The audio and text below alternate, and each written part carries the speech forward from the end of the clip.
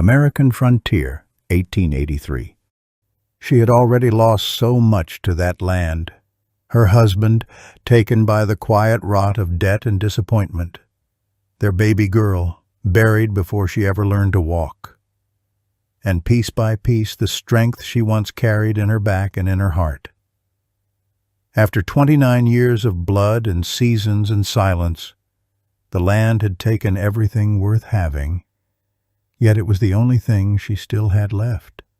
So, when the final blow came, she expected it to sound like thunder. But a stranger arrived and changed everything. The gavel came down before Bonnie reached the steps. She heard it through the open courthouse window, one flat sound and then nothing. And she stopped walking with the sun cutting hard across the boardwalk and the street going on the way it always did, indifferent. A dog crossing between two wagons, a woman shaking a rug from a second-floor window. 29 years on that land. 2 daughters born in that house, one buried before she learned to walk, one still in it. James in the ground behind the east fence. And now a clerk she had never spoken to was writing a different name across the top of the deed, and there was no sound large enough for the occasion, only that small wooden tap, and then the ordinary world resuming. She stood on the step a moment longer. Then she turned and walked home. She had not planned to go into Holt's the next morning. She had enough flour. She went anyway because Pete Holt had been behind that counter for 30 years and knew everything that moved through this county. And the name Webb had been sitting in her chest since the auction, like something she needed to confirm was real. The man was already there. He stood at the far end of the counter with a folded paper open in his hands, not looking up when the door slapped shut behind her. She noticed the stillness in him, not the stillness of waiting, but of someone so long accustomed to unfamiliar places that stillness had become his natural posture. Trail coat, boots that had been good once, hands that had done sustained work. Pete had her flour measured before she asked, which was his way of telling her he'd seen her coming. The man folded his paper and said something low to Pete. She didn't catch the question. She caught the answer. Webb, Pete said, came down from Calverton, paid the county debt direct. And then Pete's eyes moved to her face and carefully away. She set her coins on the counter. She picked up the flour and walked back out into the cold, and she did not look at the man again, though she was aware of him the whole way to the door. The knock came 2 mornings later before the chickens stirred, and Bonnie stood at the kitchen window for a moment before she answered it, long enough to understand that she already knew who was on the other side of that door, and that she was going to open it anyway. She lifted the latch.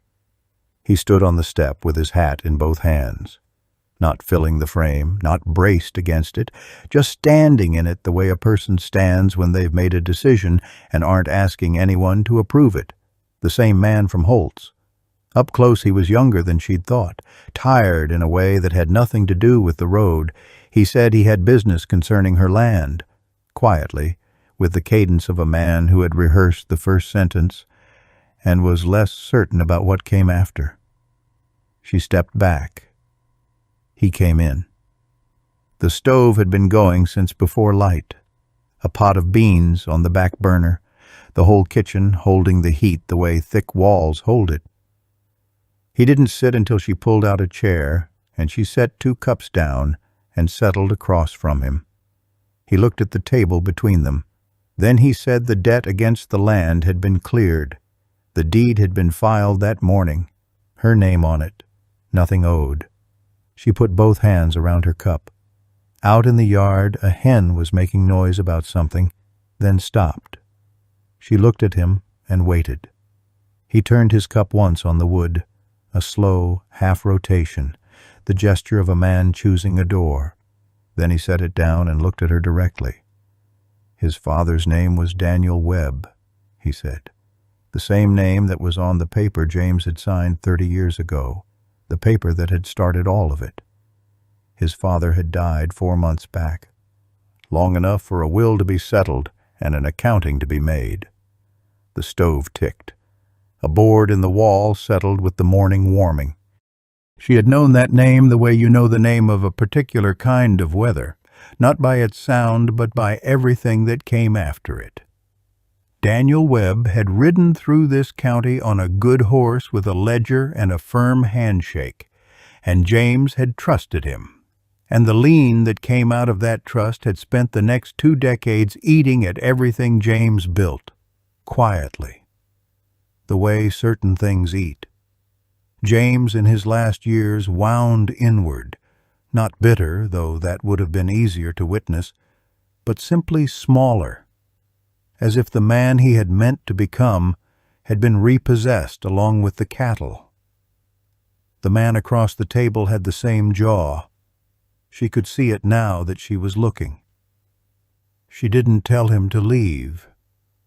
He reached into his coat and set a folded document on the table.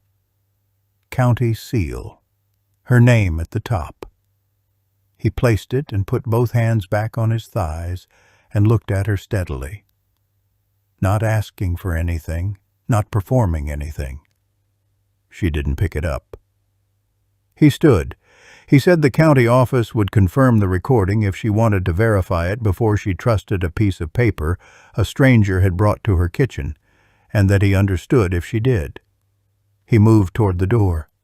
She watched the way he crossed the room, unhurried, not glancing back, giving her nothing to react to, and watched his hand find the latch. She picked up the deed. Her name. James's name beside it in the old filing, crossed through, and hers written over it. Clean. No debt beneath it. She set it down flat on the table and smoothed it once with her palm, the way you do with something you have decided to keep. She looked at the door. Sit back down. He turned. He read her face, not her expression, something underneath it. Then he came back to the table and sat. Daisy had a way of walking into a room that made it immediately clear she had already formed an opinion about what was happening in it. She came in from the barn mid-morning, stopped 2 steps inside the door, looked at the stranger at the kitchen table, looked at her mother's back, and said nothing, which from Daisy meant considerably more than if she had spoken. She hung her coat on the hook. She cut 2 slices of bread from the loaf on the board and then, without changing her expression, cut a third. She set one on the cloth beside the bridle ring the man was working on, without looking at him, and went to stand at her mother's elbow at the stove. He accepted the bread without comment. Daisy noted that. By midday, she had handed him 3 tools before he reached for them. The well on the east side had been going shallow since July, and when Bonnie showed it to him that afternoon, he crouched at the casing for a long time, with one hand on the stone surround, checking things in silence. Daisy crouched beside him, watching his hands, asking nothing. The yard smelled of dry earth and the cold coming down early off the mountains, and Bonnie stood back a little and watched him work, and watched her daughter watching him, and understood that Daisy had already settled something in her own mind that her mother had not yet finished deciding. He sat back on his heels, frost heave, going back a few winters, fixable if he came back with the right tools. She looked out at the fence line along the east pasture, the 2 posts rotted through, at the barn roof, at everything patient and accumulated and waiting. "Come back when you have what you need for it," she said. He came back 4 days later before first light, the buckboard loaded, and the fact of him arriving in the dark, quietly, without announcement, the way a person arrives when they are not looking to be thanked for showing up, settled something Bonnie had been turning over since the morning at the table. The casing work took most of the morning, careful and slow, not the kind of job that announced itself, just a thing that was wrong being made right by patient increments. The cold had come fully down overnight, and the yard smelled of frost and wood smoke from the chimney. Daisy worked beside him from the second hour, falling into the rhythm of the work the way she had with her father once, and he accepted what she handed him without breaking stride. Bonnie brought coffee out mid-morning. He straightened when he heard her coming, one hand going briefly to his lower back. She set his cup on the stone surround and held her own. The clothesline ran between two posts behind them, 3 of James's old shirts, stiff in the cold air, barely moving. He picked up the cup, looked at the hills to the west, not at her. He turned the cup once in his hands before he spoke. "I'm not trying to purchase goodwill." He looked down at the cup. "I want to be plain about that." She looked at the side of his face, at the way he held the cup with both hands, the same as her, which she doubted he knew, at the steadiness in him that had nothing to do with ease and everything to do with having already decided something, the same way she had decided something 4 days ago when she smoothed the deed flat with her palm. "I know what you're trying to do," she said. He turned at that, looked at her directly. She held his gaze. Something moved through his face, brief, unannounced, and over before she could name it. He turned back to the well and crouched back down. Daisy materialized from behind the barn with a bucket, heading for the chickens, her expression arranged into an elaborate innocence that hadn't fooled anyone since she was 9. The well was finished before noon. He packed the buckboard with the same economy he'd had all morning, and Bonnie stood on the porch watching him check the straps. The kerosene lamp she'd set in the yard for the early dark was still burning in the thin afternoon light, its flame nearly invisible, throwing a small amber circle on the dirt that the chickens walked through without noticing. He came to the foot of the porch steps. "I'll be going," he said. She looked at him, at the jaw that was his father's, and the stillness that was entirely his own, at the hands that had spent a morning making something of hers hold again. "The east fence needs 2 new posts," she said. "Barn roof won't make another winter." He looked up at her.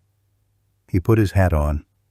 He didn't say anything, and she didn't say anything else, and that was the whole of it.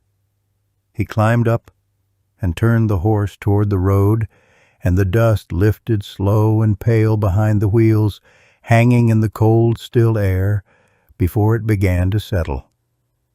Daisy came and stood beside her on the porch without being called. She put her hand into Bonnie's the way she had done since she was small, and they stood there while the road went empty and the light moved long and flat across the yard. Inside, the beans needed looking at. The lamp needed oil before dark. Somewhere behind the house, a meadow lark was working through its call and starting it again, and the chickens were moving through the grass, and everything that needed to continue was continuing. Daisy squeezed her hand once. They went inside.